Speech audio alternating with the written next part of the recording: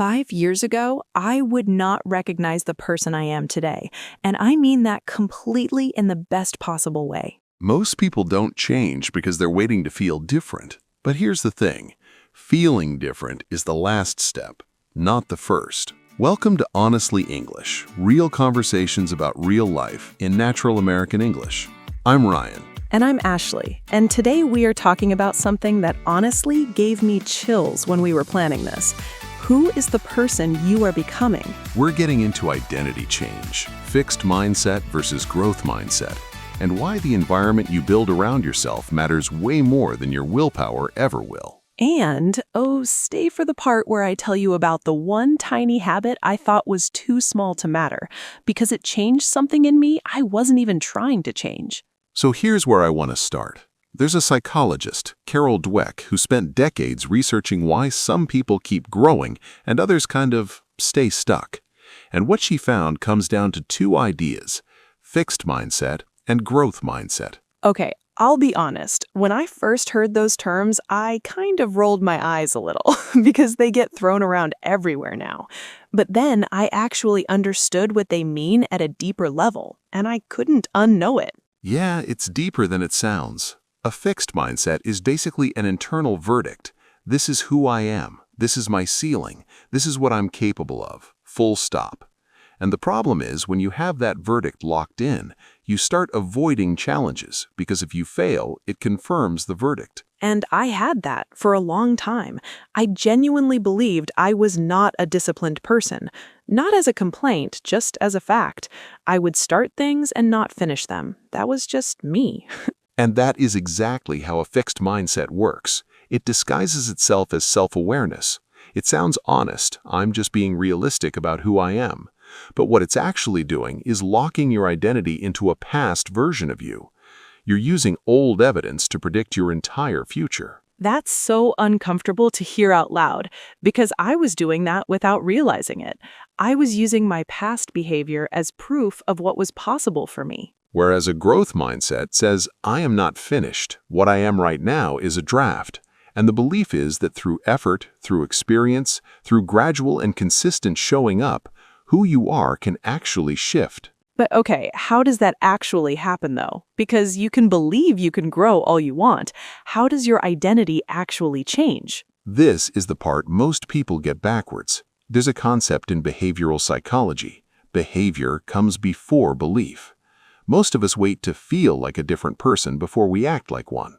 But the research shows it's actually the other way around. You act your way into a new identity.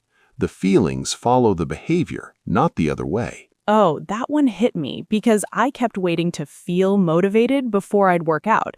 And I'd wait, and nothing ever came. Right, and that's the trap, because motivation is not a starter, it's a result. You do the thing first, even badly, even reluctantly, and then something gradual starts to happen. Your brain begins collecting evidence. Every single action is a vote for the kind of person you are becoming. And it really is gradual. My transformation didn't feel like anything for a really long time. It felt like nothing was working. And then one day I looked back and thought, wait, when did I become this person? Which leads me to the environment piece. And here's a slightly bold claim. Willpower is overrated. Okay, bold. I mean it. People who seem to have a lot of self-control don't actually rely on willpower. They design their lives so they need less of it. Think of water. Water doesn't choose to flow downhill. It just follows the path of least resistance. Your behavior does exactly the same thing. If you build an environment that belongs to the person you want to become, you will start becoming that person, almost automatically. So it's less about white-knuckling every single decision, and more about making the right choice the easy choice. Exactly. That's what it actually means to be intentional, not just hoping to grow, building the conditions for growth. I did this without even realizing it. I moved my running shoes right next to my bed. That's it. That's all it took. And suddenly, I was running 3 times a week. I didn't become more disciplined, I just removed one small friction point. And that one shift changed your behavior, and your evolving behavior started changing your identity. You are evolving every single day, whether you're intentional about it or not. The only question is, in which direction? That's the whole thing right there. All right, let's get practical. Tip 1. Identity before goals. Most people put the cart before the horse. They pick a goal before they decide who they are. But the person who actually reaches the goal starts with identity first. I am a runner before the race. I am someone who writes before the book. That internal shift changes how every decision gets made. I started calling myself a morning person before I actually was one, just internally.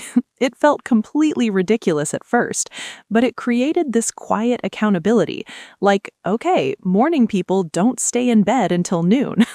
And slowly, it stopped feeling fake. Now it just feels true. Tip 2. Design your environment on purpose. Look at your space, your phone, your schedule. Ask yourself, does this environment belong to the person I'm becoming or the person I've been? If the answer is the person I've been, change one thing. Stack the odds in your favor before the day even starts. I deleted social media off my phone for 1 month, just 1 month. The reading I got done in those 4 weeks built more momentum than 2 years of telling myself I wanted to read more. One small change, that's all it took. Tip 3. Never miss twice. You will miss a day. You will have a bad week. That is normal. That is human. But the people who actually transform don't let 2 bad days become the new default. Fall off the wagon once? Fine. Life happens. Fall off twice? Now you're building a new habit, just the wrong one. I used to think missing 1 day meant I had failed, had to start from 0.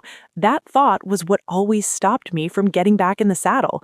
Once I let go of punishing myself for the first miss and just focused on showing up the next day, everything changed. And honestly, if this is the kind of conversation you want more of, subscribe. We're here every Tuesday and Friday, and a like genuinely helps more people find us. Tip 4. Find your room.